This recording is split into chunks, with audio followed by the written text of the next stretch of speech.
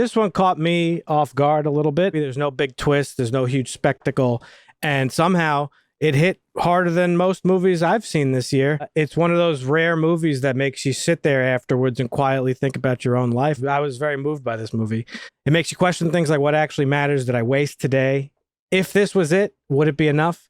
It sounds dramatic, but I'm not kidding. I think this movie really actually changed how I see things a little bit. So let's talk about it. Directed by Mike Flanagan, he is no stranger to Stephen King adaptations. This stars Tom Hiddleston, Jacob Tremblay, Karen Gillan, Chiwetel Ejiofor, Mia Sara making her big screen comeback, and of course, Mark Hamill. It is told in 3 different chapters of this ordinary man's life. In the first chapter, which is chapter 3, the first that we're shown, is the last chapter in his life. I thought it was amazing. It definitely moved me. A lot of people I saw commented this, but I think it came at a really good time. It's like similar to Superman, kind of puts everything into perspective a little bit, makes you remember, like the quote says, you are wonderful, you deserve good things. You contain multitudes. Yeah, even if you're going through crazy times or whatever, you know. So yeah, I thought it was great. Yeah, I love this movie. And to touch on what Marvin was saying, it's not even the quote. Like the teacher so wonderfully, eloquently explained, like, you know, what's in between here. It's your universe, and that's like where you get like that first chapter you watch where you didn't really get it. You're like, okay, well maybe that's just Chuck's universe is collapsing. It's basically his death dream. His life is flashing before his eyes. Yeah, and then you kind of see it play out. My favorite chapter was the second one. As someone with a musical background, loved it. I could have sat there and watched them dance and play in front of those drums for another 5 minutes. I didn't think it was long or anything. It was just awesome watching that interaction. And then the final chapter, which is the first one, where everything kind of explains itself and ties everything up into a nice bow. It was just a wonderful movie. I loved it. It really tells you that there is like beauty in ordinary life. And yeah, 100%. I contain multitudes is a very multi-layered thing. Obviously, the universe that we're witnessing dying in the beginning, first chapter of the movie, is, yes, it's the universe inside him, but that's all people. We come to find out that he met at least at one, not even met, just brief little meaningless encounters like he's had with people in his life that, and it goes to show you that like, even the smallest moments in a life like have lasting impact, whether you know it or not. And the fact that these are the things that he has built up in his universe is very impactful, because you don't often stop to think about the little moments or the little things in life. And it's hard to, because we get caught up in, all sorts of, crazy things in life, the rat race, you got to pay your bills and you got to do this and you got to do that and da-da-da-da-da. And it's very, very rare that you take a moment to sort of just step back and kind of take stock of things, and not even specific things, but really ultimately what the message is just life itself, right? Of like, wow, how lucky I am to be here for a short period of time. You don't even feel bad for him going through like, no, like, okay, this kid is like learning to be a dancer from his grandmother. And then his grandfather basically says, I could tell, you're not going to be an announcer. You're a dancer. You need to be an accountant. And you find out he does go on to be an accountant. But in being an accountant, he lived a fulfilled life. He had a wife. He had a kid. He loved everything about it. So you don't really feel bad about like, there's some movies give you that messaging of you always have to chase your dreams. You always have to do, where in this, it's like, well, he didn't necessarily do that, but he still had a very fulfilled and loving life that, it's about finding beauty in the mundane. Yes. Somebody made the argument in a review I read. They were disappointed to find out that he grew up to be an accountant. His passion is dancing, and he grew up to be an accountant.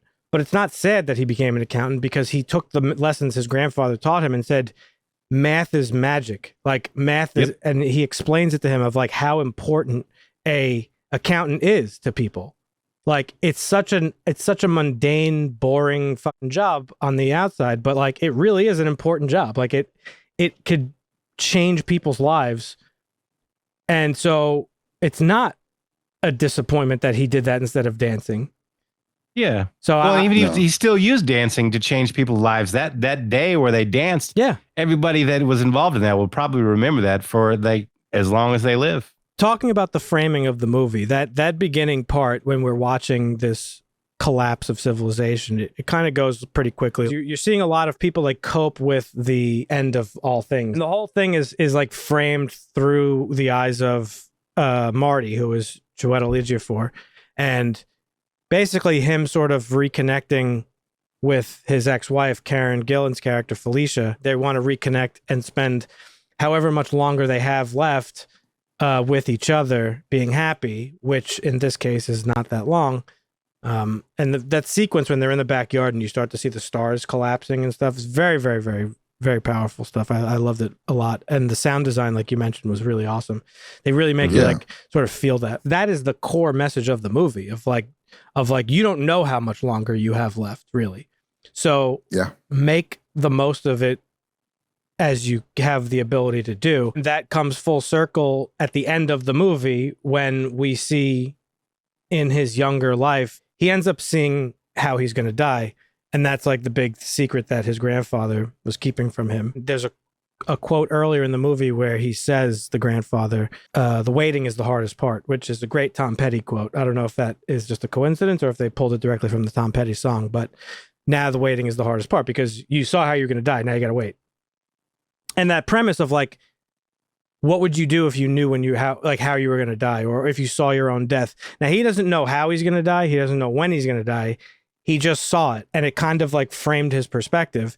And it's a perspective that we all exist in all the time. We're like the only beings on Earth, or the only living beings that we, as far as we know, that have the consciousness of our own mortality every day. Like we live under that crushing weight of knowing that the clock is ticking.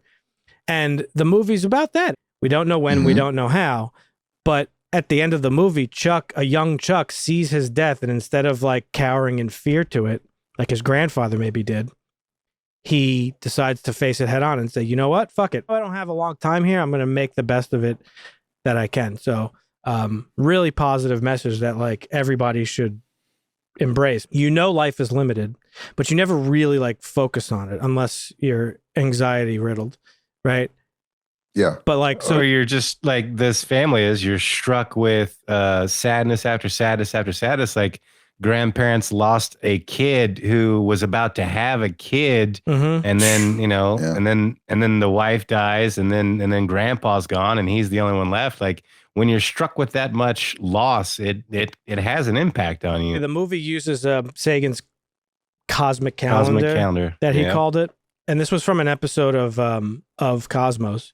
And basically what it is he compresses the entire 14 billion year history of the universe into a single calendar year from our understanding of how we measure time. And basically what it says is that January 1st is the Big Bang, the universe bursting into existence as we know it. And December 31st in the late evening, like with a minute left until the clock ticks over, would be when modern humans appear. And at that scale, each second equals about 438 years, and each day equals about 37.8 million years.